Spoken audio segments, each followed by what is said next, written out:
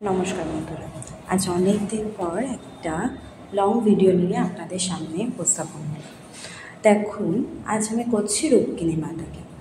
আমাদের মহাভারতের অধ্যায়ে রুক্মিণী মাতার চরিত্র প্রায় আমরা আমাদের উল্লেখ নেই বললেই চলে। কিছুটা অংশ রুক্মিণী মাতার সম্পর্কে আমরা জানতে পারি। রাধা আর কৃষ্ণের যে প্রেমলীলা আমরা আমাদের সেই সময় গুরুত্বপূর্ণ অবদান রেখে গেছিলো, তার মধ্যে রুক্মিণী মাতা অন্যতম একজন ব্যক্তিত্ব ছিলেন। তিনিও তার কৃষ্ণজিকে বড্ড ভালোবাসতেন। রাধাজির মতন হয়তো অতটা ভালো না বাসতে পারলেও রুক্মিণী মাতা যেহেতু ওনার স্ত্রী, তাই রুক্মিণী মাতাও কিন্তু কৃষ্ণজিকে রাধাজির মতনই সমানভাবে ভালোবাসতেন। রুক্মিণী মাতার আজকে ড্রয়িং নিয়ে তোমাদের কাছে উপস্থাপিত হলাম। দেখো, প্রথমেই আমি ফেব্রিক কালারের সাহায্যে আমি মেনলি ফেস করে নিয়েছি। তার সাথে চোখটা অবশ্যই আমি চুলটা ব্ল্যাক কালার দিয়ে রেখেছি। ব্ল্যাক কালারই অত্যন্ত সুন্দর শোভা বৃদ্ধি পায়।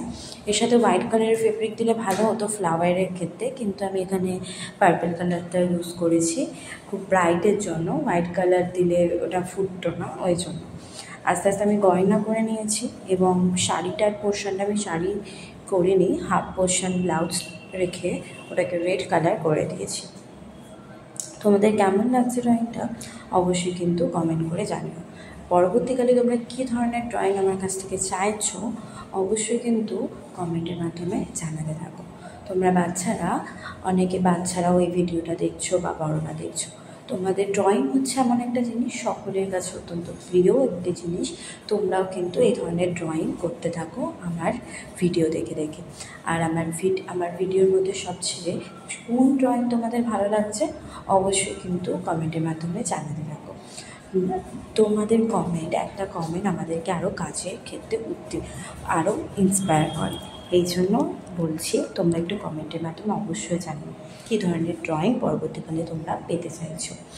ঠিক আছে, এছাড়াও আমি বিভিন্ন ধরনের দেখতে পাচ্ছ ক্রাফট ওয়ার্কেরও আমার ভিডিও আমার চ্যানেলে আপলোড করা আছে।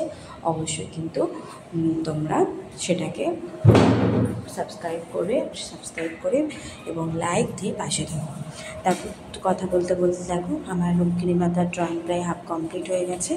এবারে আমরা কী করছি, ব্রাশ পেনের মধ্যে একটু ওয়াটার দিয়ে সেটাকে আমরা হালকা করে কালার করছি। আমি এক্ষেত্রে কিন্তু ব্রাশ পেন ইউজ করেছি, কোনো রকম ফেব্রিক কালার আমি ইউজ করিনি।